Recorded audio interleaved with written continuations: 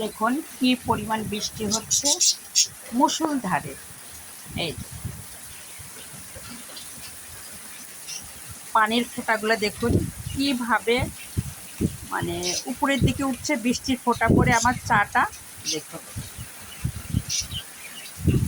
খুব সুন্দর, খুব সুন্দর। আমার কিন্তু বৃষ্টিতে ভিজলে কিন্তু ঠান্ডা লেগে যায়, তারপরেও কিন্তু আমি বৃষ্টিতে ভিজি, কারণ আমার এটা ভালো লাগে। আগে তো স্কুল থাকাকালে প্রচুর আমি বৃষ্টিতে ভিজে গোসল করতাম।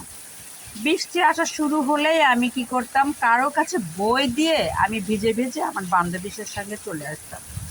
আমার খুব একটা ঘনিষ্ঠ বান্ধবী ছিল মুক্তি, ওকে আমি যা বলতাম, যেভাবে চালাতাম, ও সেভাবেই চলতো আমার মন মতো।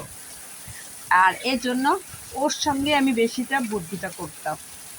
দুজনে একসঙ্গে বসতাম, যে বৃষ্টি হবে তখন বলতাম মানুষ খোঁজ কাকে বই দেওয়া যাবে। আমার বিল্ডিংয়ে যারা আসবে তাদের কাছে বইটা দিয়ে আমরা দুইজন আরামে ভিজে সেই মনের উল্লাসে, মনের আনন্দে কী করতাম জানেন, অনেক দূর হেঁটে হেঁটে চলে যেতাম। যেটা আমরা থাকতাম কলোনির মধ্যে, ভয় ভীতি তো আর ছিল না কোনো, এখনকার মতো এত খারাপ পরিবেশ ছিল না। যার ফলে দুজন কী করতাম, এ মাথায় ও মাথায় এই ভিজে ভিজে হেঁটে বেড়াতাম।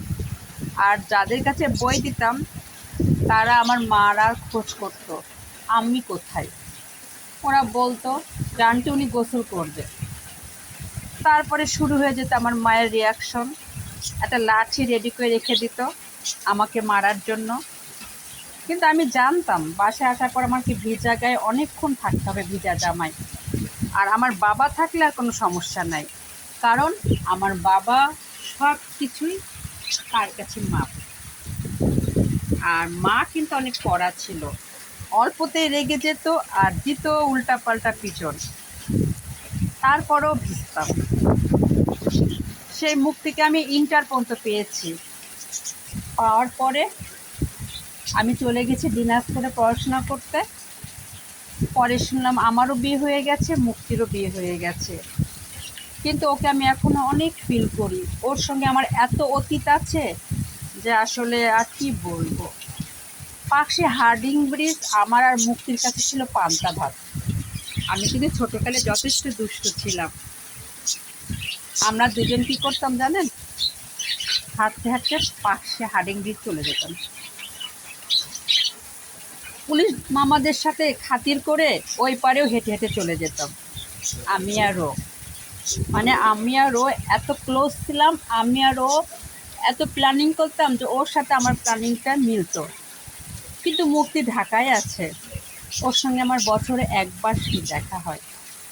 আমি ওর সঙ্গে দেখা করতে চাই অনেকবার, কিন্তু ও এখন একজন স্কুল টিচার। ও বিভিন্নভাবে বিভিন্ন পারিবারিকভাবে মানে কাজে জড়ায় গেছে, স্কুল চালায়, টিউশনি করায়, তারপরে আবার নিজের ঘর সংসার সব কিছু মিলেই ওর সঙ্গে আমার দেখাটা একেবারেই কম হয়। মাঝে মাঝে ওর হঠাৎ করে একটা ফোন আসে, আমি খুব অবাক হয়ে যাই। ফোনটা ধরে আমি বলি কি, তোর কি এখন সময় হয়েছে?